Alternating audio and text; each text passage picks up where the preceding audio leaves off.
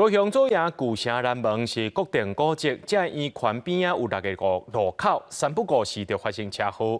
未来这嘛是小接台积电产业园区的交通路线，进前有立委、海军司令部加市政府去会勘，决定要取消圆环改做设备路口，也要把这古迹原地保留，按上2026年来完工。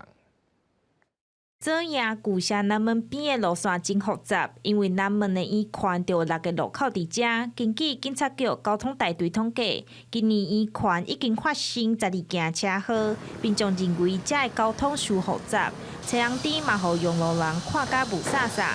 经过市府甲地方坐界讨论，今年按算要甲南门圆环取消，拢改做实际路口。不过安尼设计，民众的看法无同。以前都是这样子的。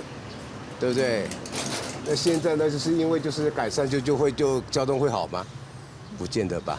它有太多个路口要停红绿灯了，就算如果改成十字路口的话，就不用停等那么长的时间，可是也一样不会影响到正常的交通行驶这样。圆环中央的左营旧城南门是国定古迹，附近还有社区、市场、学校。当初圆环的交通设计本地就较复杂，新港处表示讲，未来工程可能会为必胜路到南门圆环做改建，总长600公尺，车路会放宽到30米。目前已经向中央申请经费，差不多2026年通完工。圆环是国定古迹，所以我会甲边仔的一些公园绿带做结合，来一些绿带它连做伙。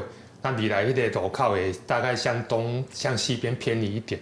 顶一日，立委李碧基会同高市府等单位会勘，除了圆环的改革，嘛要求爱甲周边引擎国小甲海港俱乐部区的围墙改建，因为未来台积电伫南马溪设厂，这嘛是重要的道路，车流量会不止啊多，希望会当兼顾景观，保留南门的文化，佮会当改善交通环境。记者钟义辉、邱昭勇高雄报道。